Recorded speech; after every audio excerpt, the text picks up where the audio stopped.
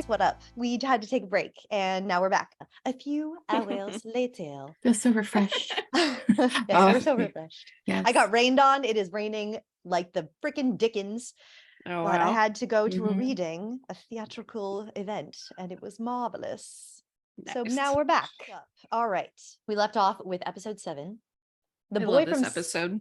I know, me too. The Boy from 6B, directed by Cherian Dabis and written by Stephen Markley and Ben Philippe, in addition to Steve Martin and John Hoffman. So we get this opening with Theo's memory, being a child, and Teddy is very forcefully trying to get him to hear a song from Carousel. And then we flash forward to the present day, and Theo is spying kind of on Mabel, Oliver, and Charles. And he realizes that they know about the stolen jewelry, and maybe and Mabel and Charles are we're gonna go break into the apartment while Oliver kind of keeps Teddy busy. And then Theo steals the key to Charles's apartment from the doorman, real sneaky like, and he ends up taking pictures of like the murder board, and he finds out that they know all about Zoe's death and like Angel Ink and all that stuff. And then Mabel and Charles discover the secret room in Teddy's house with urns from Shine On Funeral Home.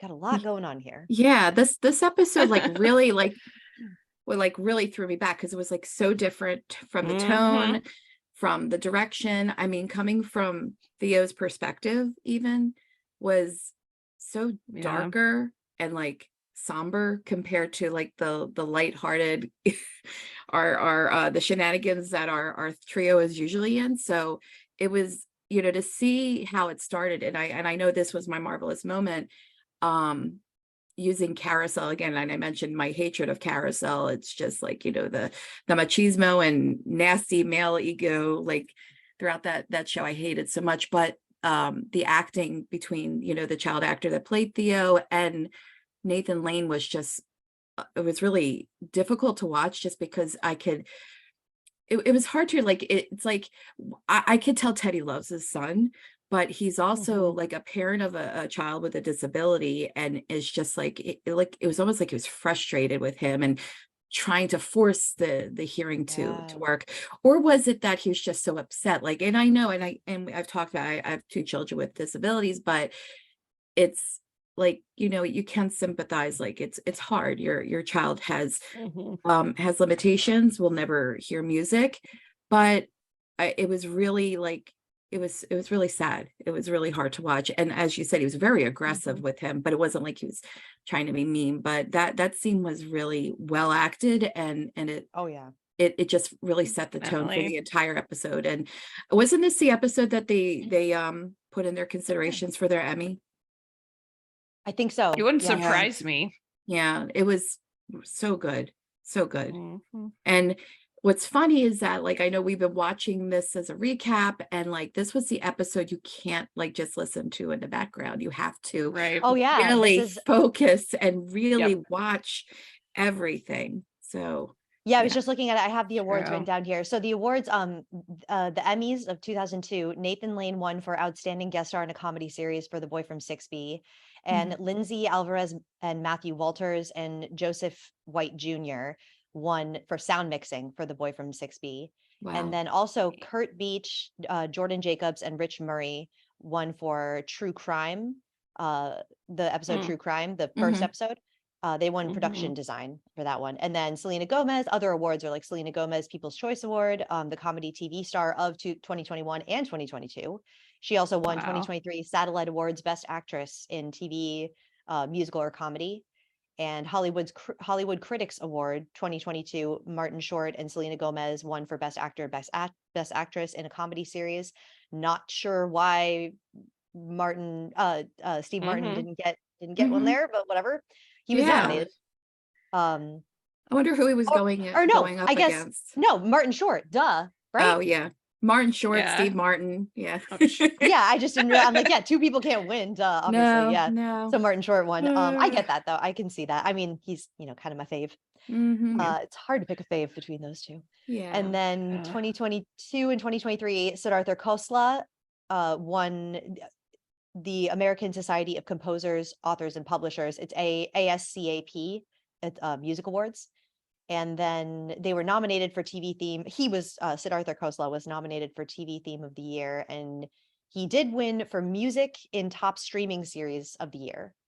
And yeah, just incredible. All the awards. All Well the deserved. awards. Well Yeah. deserved. It's And no funny. surprise that this episode won though, for especially for Nathan Lane. True. Oh my God. And I think I don't know if this mentioned is like the season 1 is so good, but I feel like after watching season 2, I was like, I like season 2 better. I have to see after my rewatch again if I still feel that way, because season 1 is so good and so easily rewatch. Oh yeah, it's very digestible. And I don't know if we already talked about this in that feels like forever ago, talking earlier about Theo, but how the actor that plays Theo is actually James deaf. James Caverly. Yeah. And Nathan Lane did not know sign language until this show, and had like 6 weeks, I think I read, to learn it, which just made it even more impressive. Same frankly. With Olivia Reese, who plays Zoe. Phenomenal job. It was just so, and it was natural. So powerful. And I was saying before we hopped on this morning, I was telling Erica how I could not help but think of another kind of iconic episode without sound, really, which was season 10, episode 4, Hush, of Buffy the Vampire Slayer. And I never saw Buffy. Oh, I love Buffy. Like I could talk about Buffy forever, but it was of my time too. I just kind of missed the boat on it. I just never started watching it. Jade. I did too, but I was telling Kara that it's very big in the Rocky Horror community, and they shadowcast, once more. It's one more time with a feeling. Once more with feeling. Once more with feeling. I'm going to have to get you the link to see it, because it's really so wild how they shadowcast it. But that was the first episode that I had ever seen, attempt something like that without sound, and how much it relied on, the actors and their expressions and their mannerisms. And I couldn't help but think about that as I was watching this, and how Nathan Lane and Theo, both of them connecting, and their expressions, and it was just so powerful without really any sound whatsoever. And I was incredibly impressed. I still remember the first time I saw this episode, and I was just like, damn, I didn't think I could like this show anymore. And that episode sat with me for a really long time. So and it still does. So so I know the lyrics to it's the song Soliloquy. I just want to read them just for a couple of them. My boy Bill, he'll be tall and as tough as a tree, will Bill. Like a tree he'll grow, with his head held high and his feet planted firm on the ground, and you won't see nobody dare to try to boss or toss him around. No pot-bellied, baggy-eyed bully'll toss him around. I don't give a damn what he does, as long as he does what he likes. He can sit on his tail or work on a rail with a hammer hammering spikes. I mean, it's just like, so it goes on and on about, it's just this ode to a son. And it's it's incredibly it's a really moving. Sad song. It's such a layered performance from Nathan Lane. It really was. And I could hear him. I could hear him just from his face and his movements, and like chest pounding, and him gripping it was I mean, Nathan Lane scared me, and I never thought I'd see the day. What can't this man do? It's incredible. Seriously. The impact that this episode had when it sucked the sound out, it just got me so like, what is happening right now? This show is like this I feel like this episode must have been the time when I was like, okay, this show is like on another level, I don't remember exactly having like when I really had that thought, but I remember the bouncing back moment was I was like, okay, this is not something you see every day, but this episode is so unique and so ambitious. And it paid off. Like it could have been a clusterfuck, but it was this could have gone so wrong. this is such a daring feat for a television show to attempt, because I mean, what if people are like, no, I'm not going on this journey with you. I don't want an episode of silence. Yeah. Oh, and very little humor. Very little. Yeah, very little humor. James Caverly. James Caverly, he is incredible, and he carries it. I mean, He really, does. really well. Like, what a talent. Yeah. I want to see what else he's done. I was interested to hear what you would have to say about this, Erica, because you do have 2 special needs kids, and I just couldn't wait to hear like your take on it. It's really, it was heartbreaking to see something like that. But so what do you think is what do you think it is about for Teddy? I got a sense of like Theo wants Teddy's approval, and I got the sense from his acting that he felt like he was a disappointment. Oh, absolutely. And especially that's kind of the reason he investigates, like, for his dad, to like bring something to the table for him, like make him proud, like, I'm helping, see what I can do for you, And I think a lot of it has to do with Teddy. Teddy has demons. He had a horrible relationship with his father. There is, and I agree with you with that. And I think just like as a parent, even as a parent, you always want what's best for your children. You don't want your children to have challenges and to deal with things. And I think as a parent looking at that, like, my child's going to suffer from life because they can't hear, or whatever the case might be. But I even know, as like someone who has to talk to families and parents when their children get diagnosed, it's hard. Parents will cry, or they're like, or it's a sense of relief. It's just like, this is your child is the same child that walked into this room earlier. They're just leaving with some more information. This is nothing's changed. But I think with something so impactful like this, it's just like, you can't like, and I hope I'm like not going to the wrongs there. Like someone like Jenny McCarthy, who thinks you can cure autism, which is just, I have a lot of thoughts. It's like, but it's, I look at it, there's like a lot of parents who try to kind of cope, and that's how they cope. Like, they're compensating for this. And I almost wonder if Teddy sees himself as a failure because he had a child who was born deaf or whatever. I forget what it was. I don't know if it was ever explained why he was no longer hearing, but I would be lying if I never thought, like, did I cause my child to have autism? And like, no, I think it's just hereditary. It's in our genes. It's genetic. It's whatever. I don't have those answers, but I think as a parent, like, I can see, like, I would hate to see my child suffer or struggle. And I think that's what I would hope, but I'm projecting myself onto Teddy. Teddy's a horrible person. And I relate so much more to Theo, especially from this episode, because of what we find out at the end. And I think he does everything for his father's approval. And even though his father may think he does a good job at time, it's not the same as love and acceptance. So it's sad. But then again, like, I don't know. I would be very curious to hear Nathan Lane's perspective of where he was in that space. Like, because you could see it, like, he could be like a loving father, especially like after what happened, like how he was going to fix it and clean it up for him. Yeah. Like, he didn't seem like, but was that really entirely for him, or was it, or for his name and his, and his brand. So it's hard. It's hard. You would hope it's to take care of his child, who is in a horrible situation. But this episode was very well heavy. packed. Yeah. Oh, so heavy. Like, I loved like the lighter moments, like with Lester, the doorman. I love Lester. Yeah. Me too. He's like signing with Leo, and he's like, I hate these fucking people. I love Lester. He's so good. I guess like what I wanted to bring up was like the appreciation of the murder board. I think it's wonderful. Oh yeah. It's so good. It's so thorough. But I just like, I guess, again, going into Theo's head, like, he was brought up as a child to be a criminal and to do horrible things. And his childhood home has this, like, these people's ashes in there with jewelry, and it's horrible. The fact that he works for his father is just like, oh, it's horrible. Okay, so we find out Teddy paid for Theo's apartment, and he seems like this is part of the reason why he's really angry at him. He seems very, angry at him. Theo shows Teddy pictures of the murder board, and he's worried that they're on to them. And then we see Teddy put the stolen jewelry into an urn.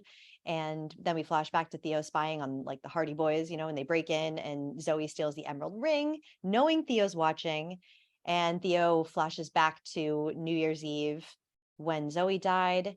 And Teddy is pissed that Zoe has the ring. He sees the ring on her finger. That was a fun twist. Yeah, right. Wasn't expecting it. Jeez. No, Yeah. not at all. Yeah. I mean, that ring is very pronounced in that Polaroid, but yeah. But did not think it was Theo. I felt sick to my stomach for Theo, like the more the episode continued. Yeah. And especially seeing his interactions with Zoe. And, you know, even though we haven't gotten to know him very well, and we definitely haven't gotten to know Zoe that well, when she was kind of flirting with him and hitting on him, I immediately was like, don't fuck with him. Like, she's what are you doing? manipulative. Like, leave This is him a alone. question I had. Why do you think that Zoe flirts with Theo? Like, does she really like him? Is it just because she's bored? She seems very immature, and like she doesn't understand her power as a woman, as a person. She's very beautiful, she's very rich, she's very privileged, and she just, I don't know. What do you guys make of this? That she's I just think she's manipulative. I think she's an opportunist. Yeah, I think she's an opportunist. She was like, even then, she probably even likes the and you're right. I think it's boredom of something, because like even when she realized he was watching her, she started watching him and looked like she liked it. It was uncomfortable. Oh yeah, it almost like enhanced her excitement, like being she's a you're watching then, me stealing. She liked the attention, and you know, of course, she could think that Theo's attractive, and that's why like he's a good-looking guy, but I think it was definitely deeper than that. It was almost like he was a plaything to a certain extent.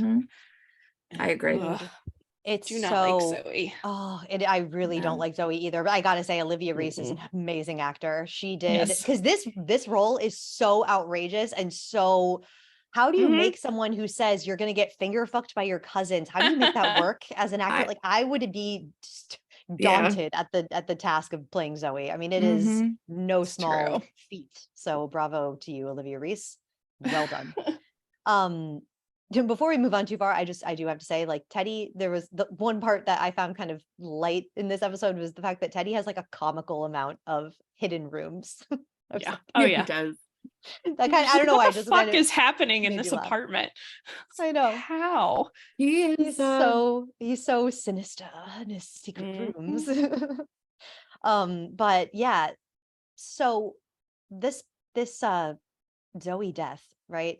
It was really heartbreaking. You're right. The more I think about it, like when Theo tells Zoe that he'll give her a ring one day, and she laughed at him. And he's genuinely like, trying to help her get out of like a relationship, and he's like, that guy's no good for you, and she's like, I wasn't aware boys were supposed to be good for you, or like or any other person is supposed to be good for you, you know. And then so young to be so jaded. Yeah, right. That's sad too. Truly it seems like she's such a waste of potential. I mean, she does say, like, she kind of seems like she almost wants to die, because she's like, I'm so bored with all of this. Yeah, you know, she just doesn't even know what to do with herself. She's so just, when you have everything, like you end up, I don't know, it can go self-sabotage, like, you know. Self-sabotage. Yeah, that's a good way to put it. Yeah, it was just, my heart was breaking for Theo. So what do you think? Kind of like Laura Palmer, like, you know, just like she did you know what I mean? Like did everything to kind of just like, I don't know. Like that's why I said, that's why I said maybe, and I know we're going deeper and darker, like maybe something did happen to her.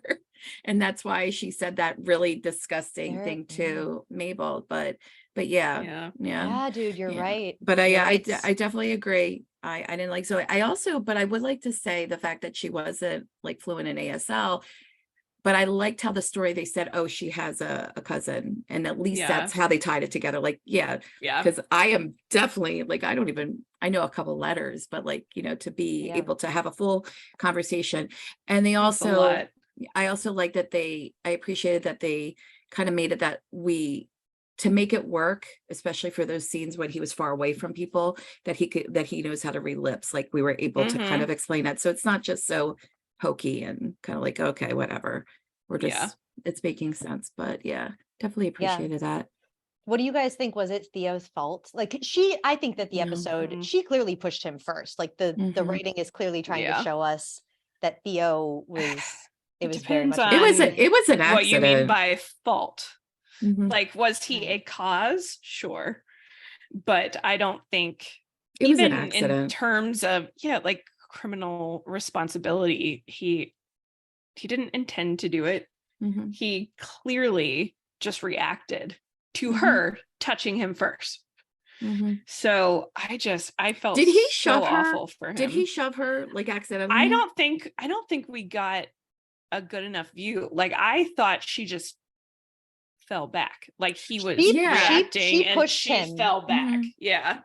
And like some of her momentum and maybe just being unsteady. Like lost her footing. Yeah. Drinking, I was getting some Yellow Jackets. I don't want to spoil anything because of that. Because I went back and forth with some people. I'm like, I don't know. I'm like, it's hard to tell. And then, but I don't think he purposely did it. I think it was a horrible accident. But it also what bothered me, and this is going back to Oscar, and maybe it's just the writing. I didn't think their fight that was such a big deal that would have been motive for murder. Like I thought that was stupid. Not to be sent to jail for 10 years. Like, you know what I mean? Like it still I was wondering about that too. What do you think? It was not realistic. A shitty lawyer. Yeah. That's what I was like, did the cops talk to him at all? Like, because even if they interview it, so here's the thing. Tell us. Hot takes with the lawyer. In the lawyer. Every state, like this is a universal thing in the United States.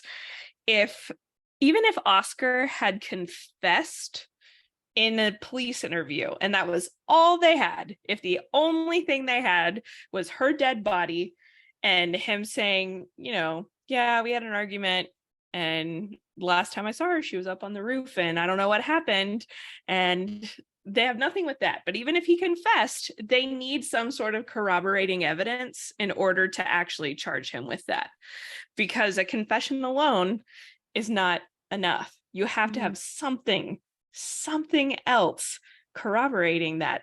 And Tim saying he saw him up there wouldn't be enough. Like, I just don't understand how the hell he got convicted. It makes no sense to me, because assuming he talked to the police and explained, like, look, I have no idea what happened. She was my girlfriend. I loved her. I've known her forever. Like, what are they doing other than speculating that he pushed her?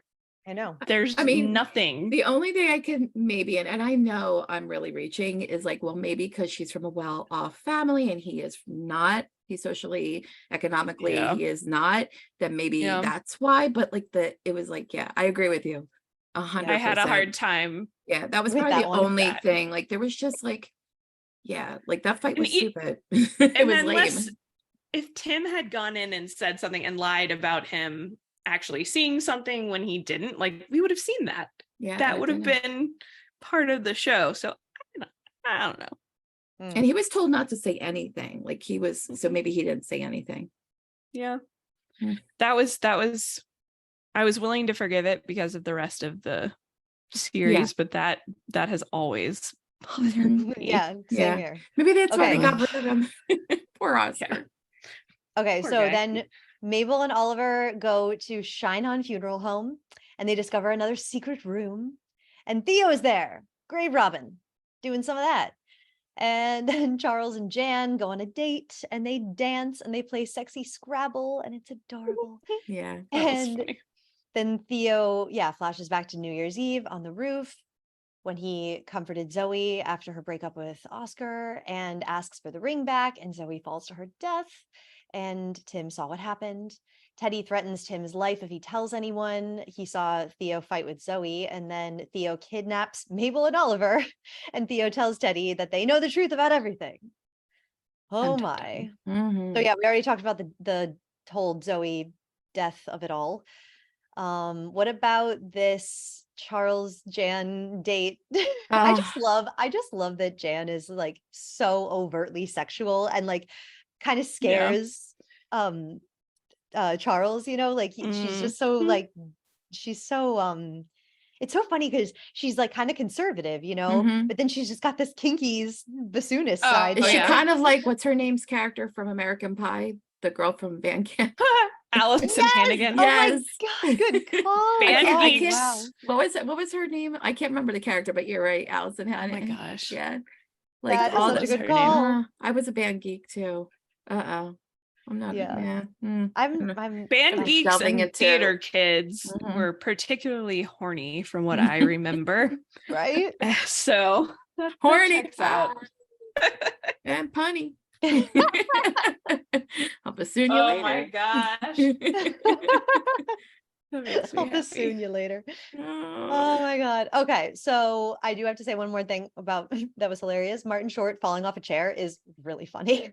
When he like leaned over really far and then like fell off that chair. So good. Oh, lovely. Man. And then, I think we talked about all of the stuff that I have notes on. Oh, why do you think that Theo would be Tim's password? That always, they figured that out. That because they got, I forgot to put that in the recap notes, but they got Tim's phone, right? But it was locked. And so they were looking for the password. Why, after finding out that Theo's a grave robber and all this stuff, would they just make that logical leap that Theo, Theo, no idea password? Yeah. Okay, none of us know. All right, it's a plot hole. We've spotted it. Plot hole. I do love that the only words that were spoken in the entire episode were "we did it." Yeah. Okay, let's go on to the next episode. So episode 8, fan fiction, directed by Cherian Davis again. This one's written with guest writers Matteo Borges and Rob Turbovsky. All right, so the Arconiacs, right? We got Sam, Paulette, Marv, and Grant camping outside the Arconia with picket signs demanding a new episode. And then Teddy threatens Oliver and Mabel to make the podcast end immediately. And Oliver and Mabel meet the Arconiacs on their way to see Charles. And Charles and Jan, we learn, they went to Pound Town. They did the deed. They found out from Tim's phone that Tim saw Theo and Zoe on the roof and that Teddy threatened him. So they figure out that Tim has been working to bring Teddy down. I just want to give some love to Ali Stroker when I saw her. I think I didn't realize who she was when I first watched this season, but I was so happy to see her. And for those who don't know her, she is the first person in a wheelchair to ever win a Tony for a featured actress. Indeed. She was in Oklahoma back in 2019. So it was so nice to see her. And I think also was Sam, also another Broadway alum. I have to double check because I think just like in Maisel, they like to pull a lot of, stage theatrical performers. Yeah, it was nice to see. Yeah, these guys, Jabuki Young White plays Sam, Ali Stroker plays Paulette, and Daniel Oreskes plays Marv. I love Marv. Marv, yeah. Such a weirdo. Marv. I know. So good. So I guess I'm a putt nut because that's what, although I will not call myself that, I do not like that at all. I can't imagine why not. Doesn't that sound horrible? Like, who okayed this in the writer's room? I like the Arconiacs. I think that's a cute name. And what was it? Hayden Maidens or Maybellines? I think that's cute, but like putt nut? Why do you have to? Why? I will not call myself that, even though Oliver is my favorite. What would you call Oliverian? But that sounds like ovaries. Yeah, it does. Oliverian. I kind of like that better. Anything but putt nut. Please no. You have to work with that one. Man. How about when Oliver says, "Did you know I was the first director to use a real cadaver on stage in Tuesdays at Bernie's? It was my dual adaptation of Tuesdays with Maury and Weekend at Bernie's." And Mabel just goes, "What?" That was so good. That was so funny.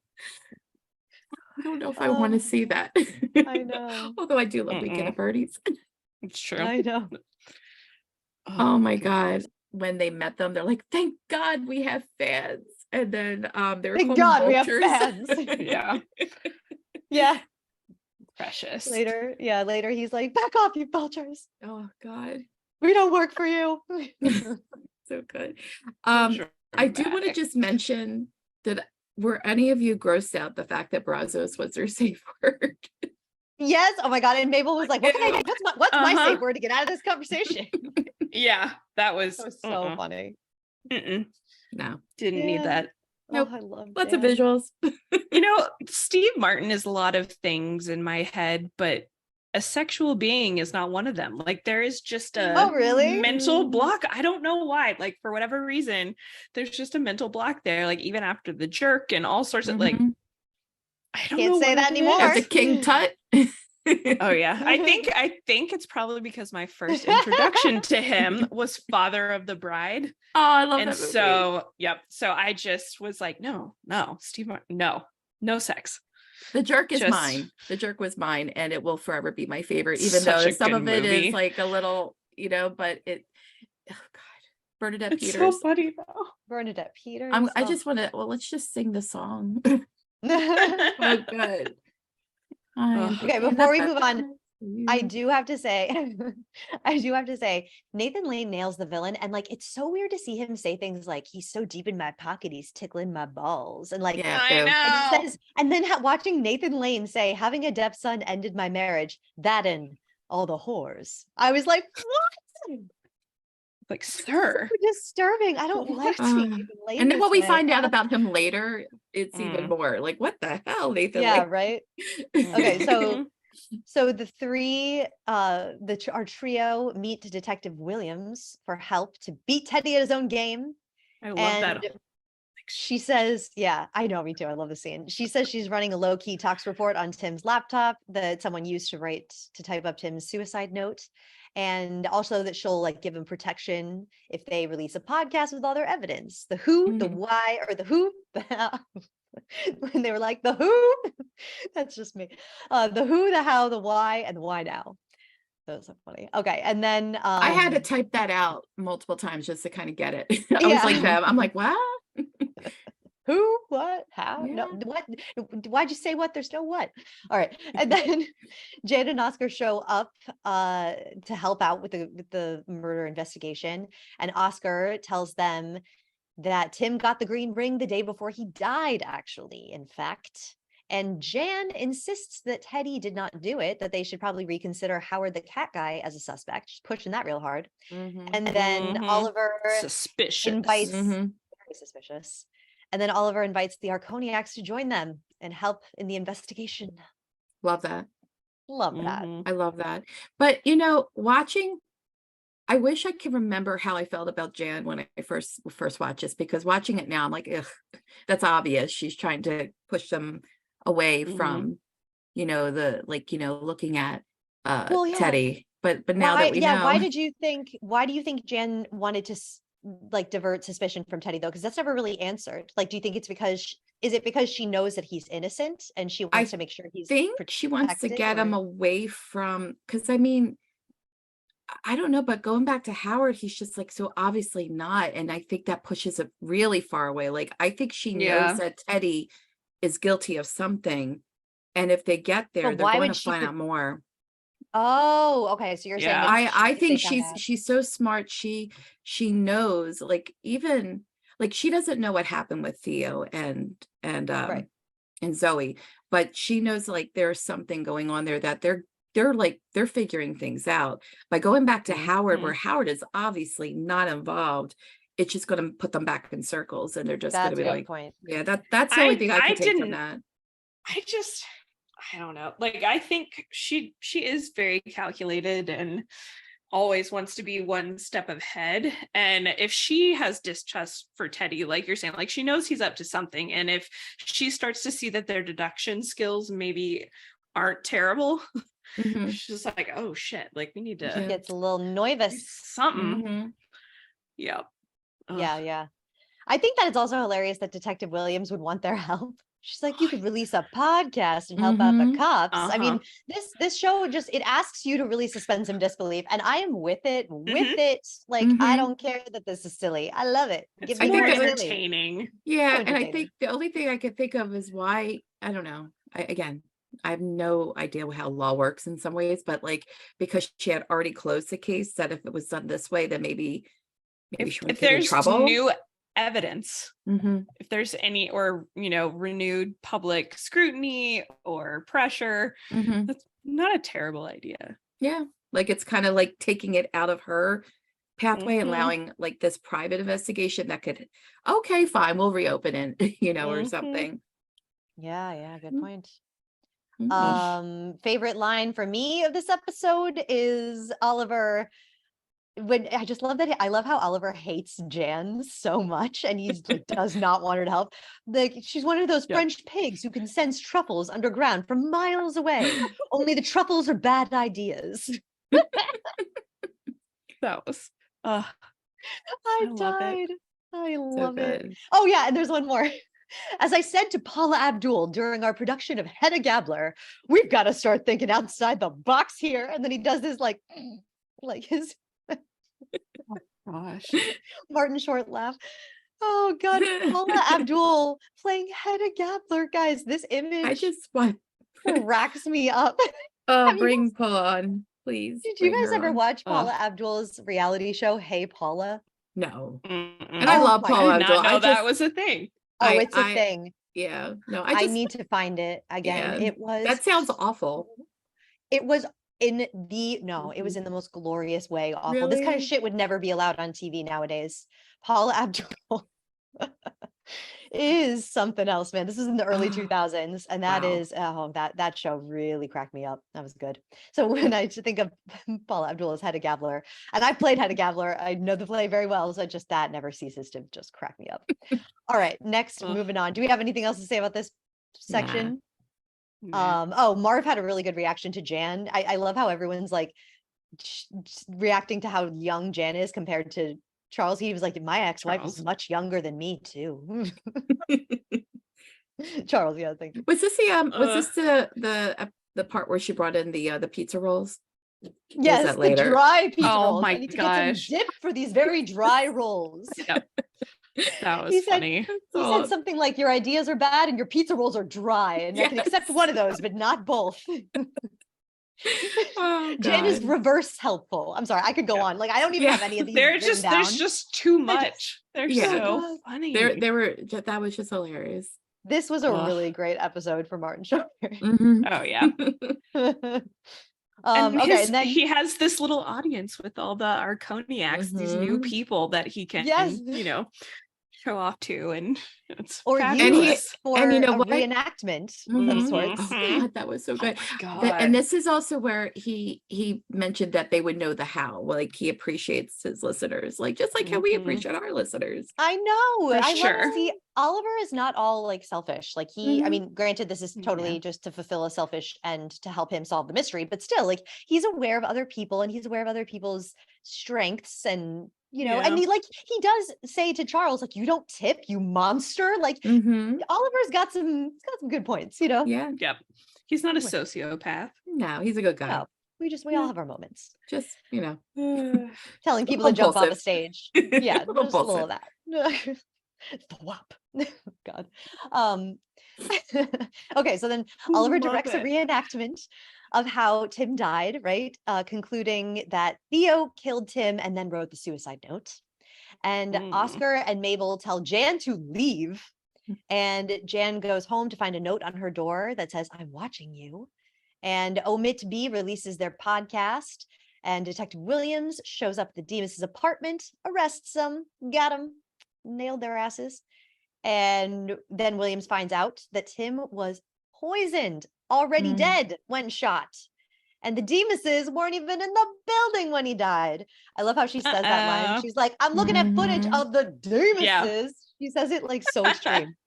And then Charles finds Jan stabbed in her apartment. Oh no. We're just like, no.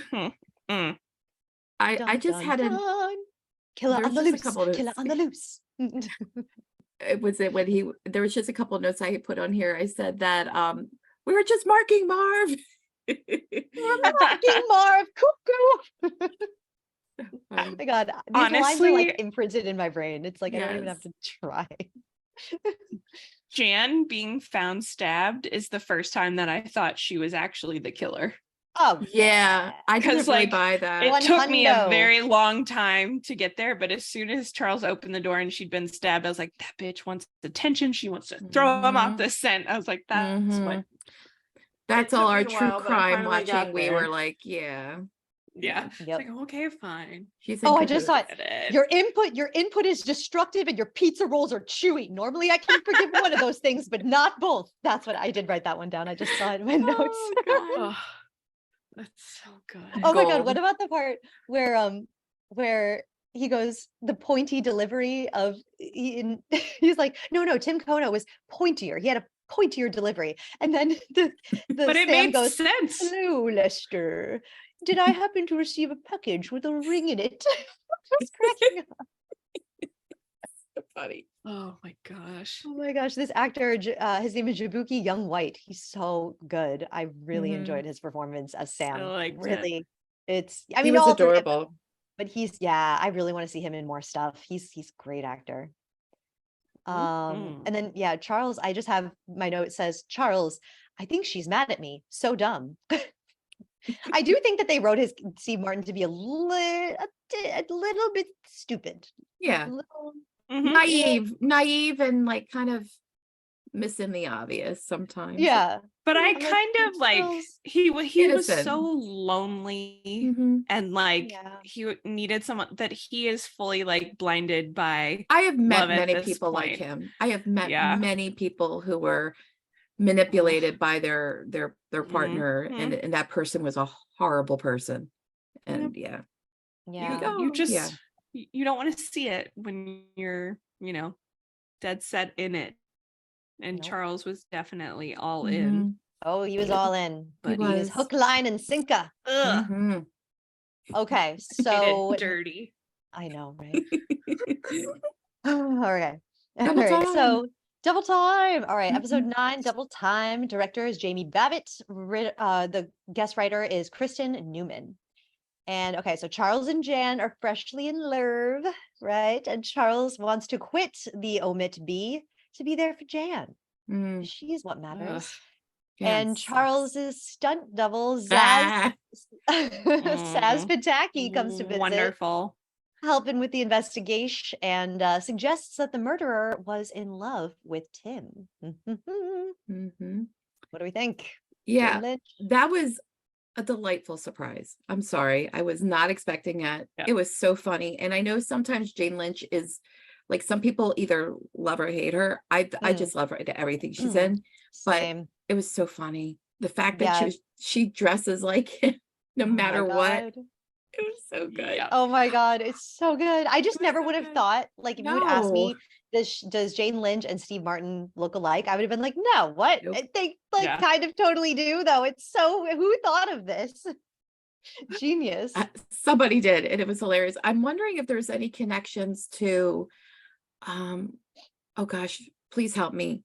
Best in Show. Oh gosh, please help me. Like Eugene Levy. Yeah, because like the SCTV, like they all kind of like mix together. They're not from like the same, but like like Martin Short. Martin Short was on that, and Steve Martin was on SNL. Like maybe and Andrew Martin was on SCTV. I'm wondering if there's some way they kind of Steve Martin, Martin Short, and Eugene Levy were all in Father of the Bride. They were. So like they have been, and Martin Short and Steve Martin were into Three Amigos. So like they always work together, but I'm wondering if like Jane Lynch kind of came into that pocket because she was in like Best in Show. Show. Yeah. So I'm wondering if that's how, but I think also Jane Lynch is just awesome and everyone's like, get her in my shit. Yeah. Like I know a lot of people didn't love Sophie Lennon on Marvelous Mrs. Maisel. I loved her. I loved her. I loved what she brought, but I think that's what it is. It's like, and I'd also get just to talk Jane Lynch. I love Jane Lynch in Wreck-It Ralph. If you ever watched it, her character is so funny. So different. I haven't seen Wreck-It Ralph. It's really good. It's a really good one, but it's like her character in that is so funny, but it's so different from what she's usually portraying. But no, I really loved Saz. I thought she was great. Yeah. Nice surprise. What did Oliver say? I am riveted. Like she's so the better. I was you. quite riveted. Yeah. His ex-girlfriend Cookie left him for her, and Oh my God, I'm right? sorry. Yeah, we're getting there. Okay. I do have to say one thing though about this first section of the episode. The way Charles talks to Jan when he's like, if it was Howard that did this to you, I'm gonna snap his leg off like I snapped off his cat's leg. And she's like, I don't know that story, but that's hot. I'm Ew. like, dude, they Yeah. are perfect for each other, okay? Because he is like totally obsessed with the fact that he snapped off a cat's leg. Like he cannot stop talking about it. And Jen is like, tell me more. I just love like her reaction there, knowing, you know, that she's the killer. The fact that that's hot. The leg. So fucked up. He likes it. Jan. Likes it. Jan. So okay, then Bunny holds this building meeting and Howard reveals that Evelyn was poisoned with the same poison as Tim. And the other tenants vote to evict Charles, Mabel, and Oliver. And Charles, you know, he quits the band and he gets pretty nasty and harsh with Oliver and Mabel in the elevator. And then Jan leaves Charles's house to prepare for her big first chair bassoon moment, in quotes, and tells Charles not to come see her. No, I'll be too nervous. Well, one, I just want to mention, like, some of the notes I had on this was like, you know, how the fact that, and I'm questioning why I put in this section. I just wrote that like Saz happened to be his stunt double for his sex scenes because he had unnatural hip movements. And I'm like, again, Steve Martin, I don't want to see you not in a sexual being. No. I think again, I like your hip movements. They're surprising. I just think that they're really laying it down that Jan is not giving us all that she, you know, she's supposed to be doing. Like, she's really a questionable character. Like, I think they started doing that. Well, and this is where the murder does the thing where they go, they red herring her, right? They make you suspect someone so much that we go, oh, okay, it can't be her now because they're making us think it so much. And I'm like thinking to myself, I know my girl Agatha Christie. I know when she does these things. I'm like, yeah. And this is also where they discovered that it was he was poisoned, and then Saz is the one who said it was the glasses, and I'm like, oh my God, she's good. Yeah, she is good. And it was a crime of passion, like, you know, not just like a financial reason, like when they first thought it was Sting. So we were getting some more answers, more pieces were kind of revealed within here. Getting closer. Some good stuff happens at this meeting, though, this building meeting. I love when Howard says, I am actually grateful to the fuckwads. Yeah. and then when Ursula goes, why would they just take a leg? And Evelyn had some gams on her. Yeah. Oh, Evelyn. Oh my God. Or Bunny, if you're a murderer, stop murdering. Classic. Yeah, and then this is also where they said the reason that they were getting kicked out was because they made them characters. Was that against like their bylaws or something, that they made them characters of their podcast? Yeah. So stupid. Yeah. Like violates the privacy of the building or something. I'm like, this is so New York that they would have, because like famous people live in the building, you know, it's like you have to sign like an NDA to live in this building. So funny. And then this little argument with Charles, what did you think when he was like, I don't do dangerous things. That's why I have a stunt double. I don't like getting hurt. But since I've met you two, I'm surrounded by danger and pain. And Mabel's like, yeah, as opposed to nothing. Like, come on, man. You know, you having fun. Yeah. I just thought that was so poignant when Charles said that he doesn't do dangerous things. Well, especially after... But like a couple episodes ago, when it looked like they were going to shut down, he was telling them he's never felt so alive and all stuff. I was like, this was a very drastic turn, Charles, which I guess would show us how much he really has fallen for Jan. Yeah, it speaks to his growth, though. You know, it's a big theme for him, like getting out of his comfort zone, doing dangerous things, doing your own stunts. You know, it's good to see. Love to see it. Okay, so next. Oh yeah, wait, wasn't there something in the building meeting we wanted to talk about? What that woman why did we start saying about it on the break? We started talking about, now I'm sharing a bed with people who are actively shitting themselves. What was that? That was the one mom. I can't remember her character's name. What was that connection that we had to that? Because Daryl pooped on my shoulder. while we were recording earlier. Yeah, in episode 1. Lizard poop on Kara. Yep. That is definitely there. Lizard poop. Okay. So bad. So moving on, Mabel and Oliver go over the evidence and they realize that Tim Kono had someone else's trash. And they go to talk to Tim's neighbor, who has the most awesome name, Ndidi Idoku. Ndidi Idoku, I think that's how you say it. And she confirms that Tim was having wild sex with a mystery woman, wild mystery sex. So naughty. And then Charles and Saz Pataki, they have a heart-to-heart. We find out, yes, Cookie left Pataki after 20 years. And she pep talks Charles to go see Jan perform. Come back, kid. And Mabel and Charles look up exotic instruments to figure out that Tim's sex toy is actually a bassoon cleaner. And Charles sits in the audience at Jan's show, realizing that she lied about being first chair, and he gets a nosebleed. What an ending. Dun, dun, dun.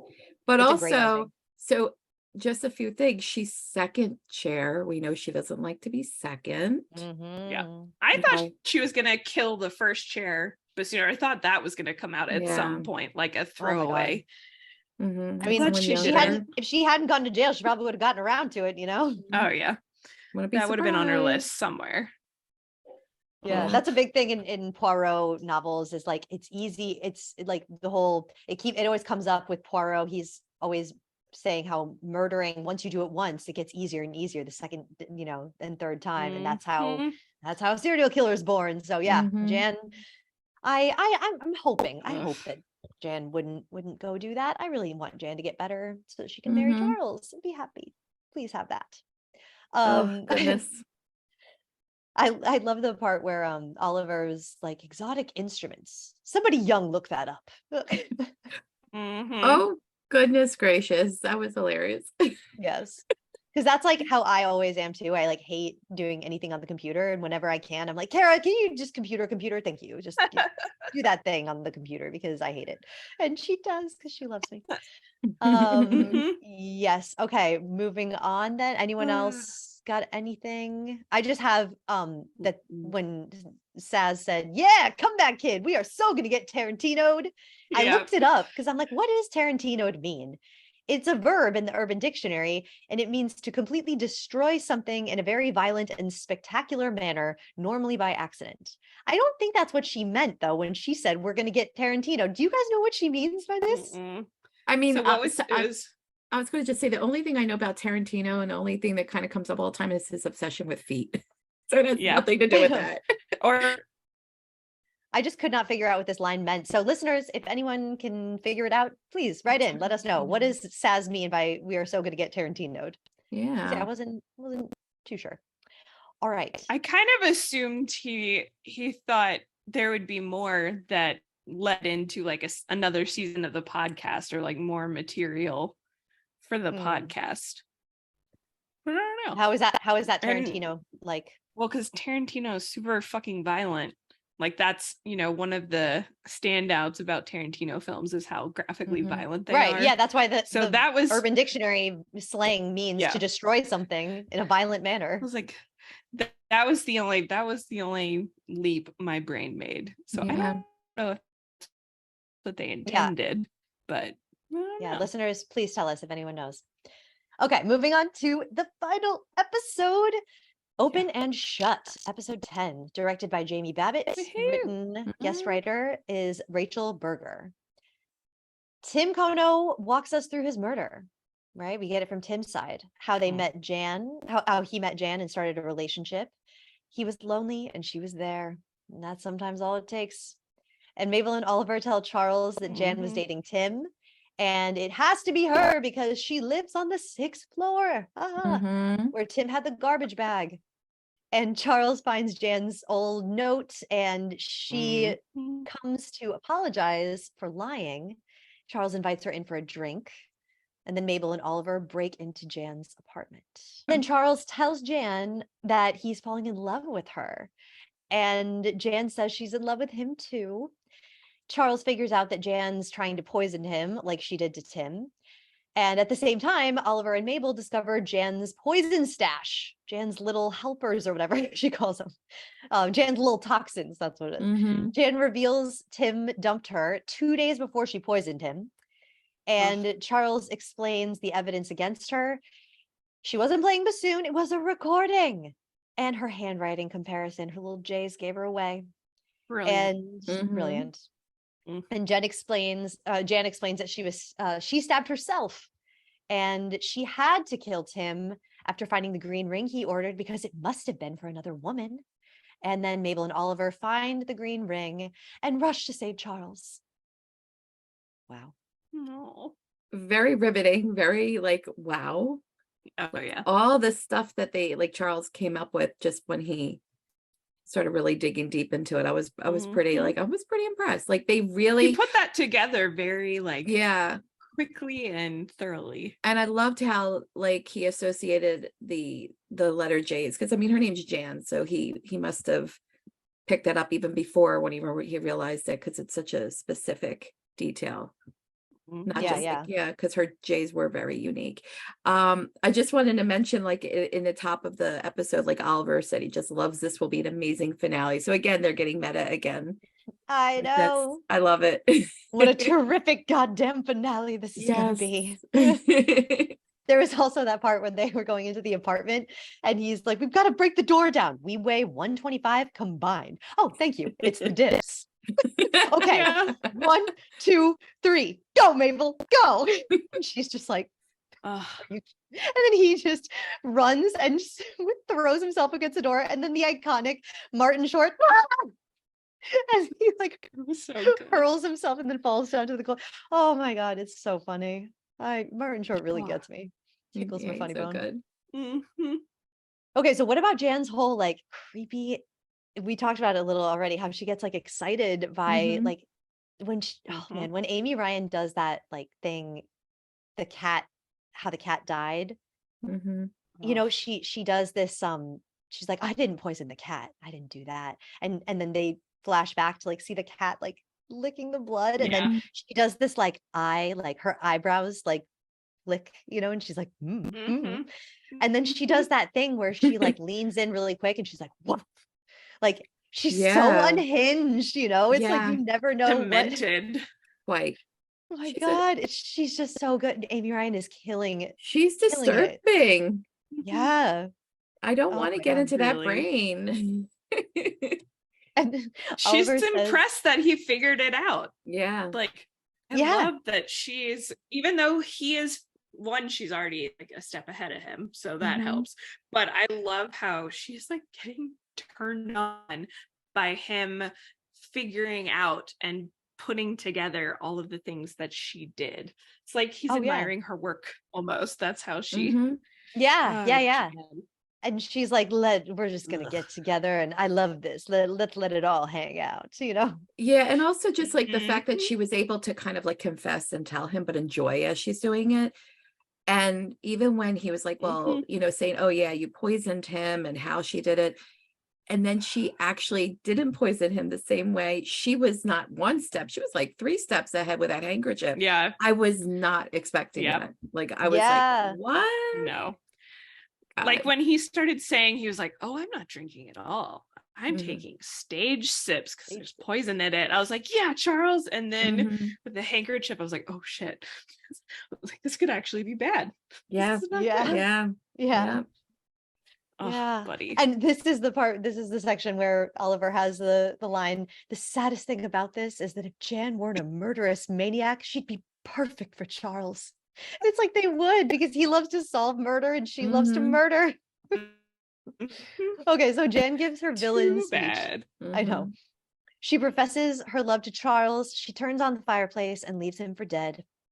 Then Charles, we find out, has recorded Jan's confession. Charles, I have in my notes, Charles caterpillars himself to the elevator under heavy influence of poison. And the doorman Lester sends Charles right back upstairs in the elevator, where Mabel and Oliver find him and get the recording. And then the neighbor Arnav tells them that there's gas leakage in the building, and the trio go to the basement to stop the gas leak because Jan says it's going to be a gas.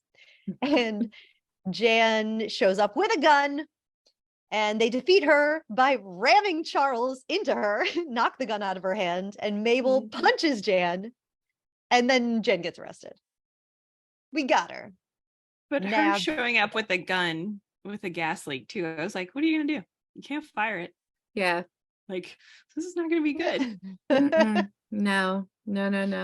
I loved, we talked about Steve Martin's physicality and comedy, like brilliance with the whole like all over the floor in the elevator, but the fact that when he tried to get Siri and it starts playing Fields of Gold by Sting, I'm like, oh come on now.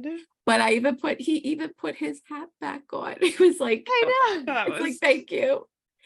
My favorite, and it almost was my marvelous moment, was the fact when he like stood up and he gave that speech to her, and like, you know, it was like how like he was able to defeat her, and really it was him just going blah, blah, blah. Yeah, and then all of a sudden it's like, I'm like, oh come on. It was so funny. so good. Oh my God. Every time they cut to Steve Martin and he just has to just kills me, man. Oh my God. What kind of poison was it? I don't remember. I don't think they ever said. Yeah, I'm like, ooh. I think it's funny though that we were talking about the ring thing. Jan killed him because she found this ring, assuming that he was cheating on her, and he died for nothing. It's no like, reason. And she says that. She's like, I know, I own that. It's like, oh God, woman. She just laughed. She's like, ironic, isn't it? And tragic. I do. I do. Oh, Jan. But yeah, Amy Ryan, just such a goddess. Just like, you know, an unhinged Holly from The Office, completely lost her marbles. Got this very twisty humor, you know? Yeah. Yeah, we had that theme come back in her villain speech. It's all about not being second.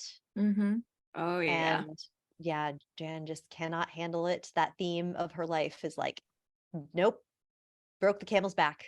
When we were doing our quiz so many hours ago, her motive was just jealousy, I guess, right? Because she just doesn't want to be.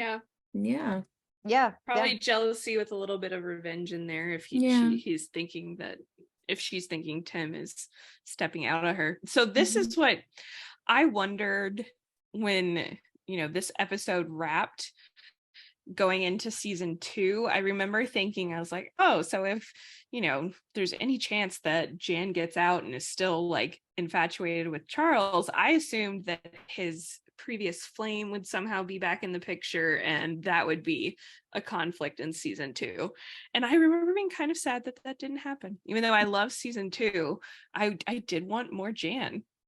Dude, so I'm saying I really have my hopes kind of way too high, I think, for season 3. Like I've got my hopes up. I can't help it.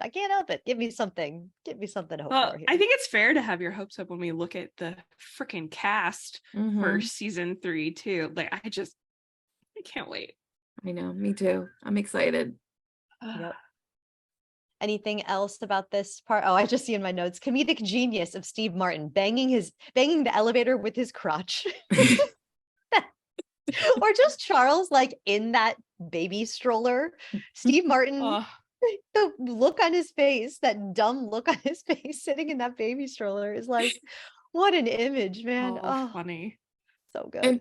And then the and Mabel's just like so like straight face. Like it's so ridiculous. I cannot. Yeah. There's just such a pair wheeling him around the Arconia. Oh my God. Okay. Yeah, only thing is that Mabel finally told off Bunny and when we got to the end, right? Yeah. We're getting there. Okay. So Will offers Oliver the money. He refuses it. And they hang out and they discuss, you know, the case, OMITB case. And Mabel finally finishes the mural she's painting in her aunt's house. And she tells Oscar that she's really doing okay for the first time. And Charles finally texts Lucy and she responds. And then they end the podcast. Who is Tim Kono? We are all Tim Kono. And the trio celebrates on the roof with champagne. And Mabel goes to her apartment and to get, you know, more champagne. And the boys discuss their next podcast venture. It's so cute. And then someone texts them, get out of the building now. And then we're back at the beginning, and Bunny is in the tie-dye hoodie, dead with the knitting needle in her chest. Poor And the Bunny. trio get escorted out by the police in handcuffs. And Detective Williams says, "Don't say anything." Solid advice. Yeah. In general. Yeah. Oh, we also see Cinda Canning standing outside the building. And Poppy. Poppy, yeah, they're podcasting. Only inevitably murderers. having heard something on like a police scanner or some crap. Right. Well, something on people. Watch season 2. Watch season 2. So Yeah. I mean, just going from that, like when they were leaving, I'm trying to think of who saw or heard Mabel call Bunny the most hated person in the building. You're now the most hated person in the building, you cranky old bitch. Cranky old bitch. Yeah. Because, and again, like this is kind of going towards the Oscar thing. I guess because they were all in there. But I'm like, why all 3 were arrested, not just Mabel? Because Mabel was the one who was covered in. But, you know. Yeah. Well, I guess because they were all there. As like accessories. Yeah. They definitely had probable cause to think that they had been involved. Yeah, they can't stand her. For sure. Yeah. Oh, Bunny. So before we get to the my final like question, loose ends, I guess, I just have to say it was the cutest thing ever in life when Steve Martin read Lucy's text. Like the way he did that. It was so good. It was so my heart was so warm. It was and so even like how he was like hesitant and changing things and thinking about what Mabel told him. Yeah, it was so good. I loved it. This is why this show is just subtly so good. It just subtly gives you a great big hug that you didn't know you needed. You know, it is truly the definition of a comfort I'm gonna watch it tonight.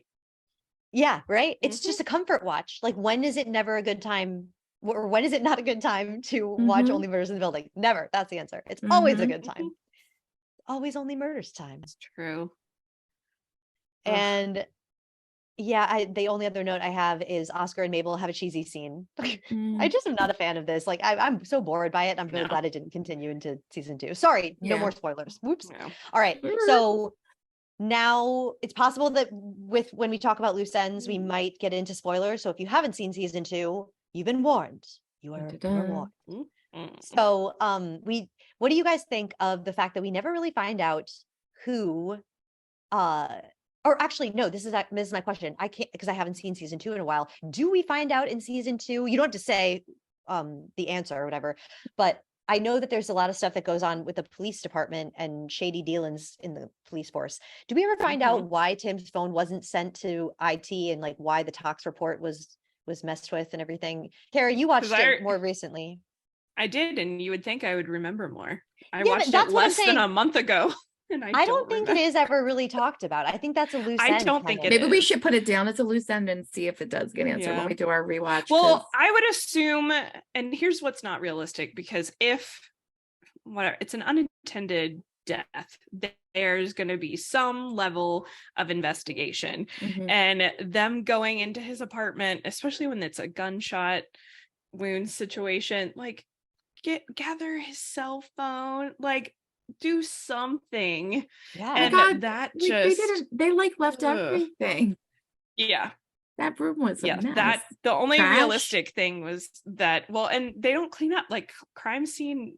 Fun fact for those of you hopefully who are fortunate enough to know or not to know this is if there is some sort of murder or violent event in your home, the police department and the crime scene investigators, they don't clean up for you. No. So I was shocked to learn that. Yeah, I forgot when I learned that. That is really sad. It's messy. So that was realistic, at least. Them walking in, there's still blood everywhere and it's a mess. But the fact that the police didn't bother to collect his cell phone or look at his cell phone, presumably, it just that was ridiculous. Bizarre. I know. I could not get that out of my brain either. I mean, like, who cares? I'll suspend my, I'll think about it and then I'll let it go. You can totally still enjoy the show and not have that over your head. But it is. Suspension of disbelief is like it's like over here. Yeah. We're okay. Sometimes there are bad cops. There are tired cops, new cops. Who knows? Like, I can at least think of some conceivable way that they overlooked it, I guess. But Yeah, that was kind of hard to get past. Yes, the only other loose end I have is who poisoned Winnie. I know. Still don't know, and I don't think I thought it was Jan.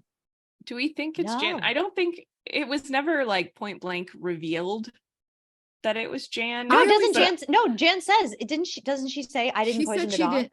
No, I feel Did like she she? just said she didn't. I don't know. We might have to ask her. I feel like she said she did not poison Evelyn.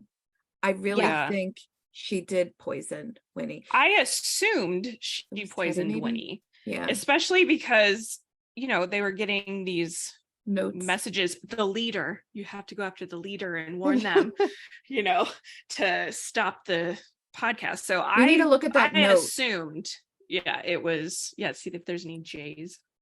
That's it. I mean, I assumed it was her. I didn't think it was anybody but her, only because, but you're right, that's a possibility. Yeah, no, I'm looking it up right now. It says I'm right Googling about this. Too. The poisoner was never revealed for Winnie. So I mean maybe it was Bunny. And was it is that the showrunner commenting saying that was intentional? They like their loose ends. Oh, that was executive producer. But that's not a nice loose end. Winnie is a character on his show. Well, because this is the thing. I don't think that it's I'm not fully thinking that it's not coming back. I think that because think about it, you guys. Think about how cool this show is. Like the very first episode of the first season is the beginning of the second season. Yeah, that's true. That is insanely long, forward thinking. You know, that is like a vision. And they're quite intentional. There's one thing we didn't talk about is that gut milk was what helped him get the poison out of his system or whatever. But like that's something so small and like barely like a moment has become so carried throughout the season. You're right. It might come up again. Yeah. Oh, I think it will. I definitely think it will. Wait. Poor Winnie. I can't wait. I know. I'm excited to watch season 2 now. I really, really wanted to go into it, but I resisted because I wanted to let myself be surprised, like ready, you know, right before we podcast. You know, when it's fresher, it's, you know, it's better. For sure. So, all right, we've done it. We have done it. That is going to wrap her up for season 1 recap of Only Murders in the Building. Ooh, it was fun. And you guys can leave us feedback by emailing us at perfectlymarvelouspodcast@gmail.com or on our Instagram at perfectlymarvelouscast, or join our Only Perfectly Marvelous Murders in the Building Facebook group. All of these links are in the description of this episode.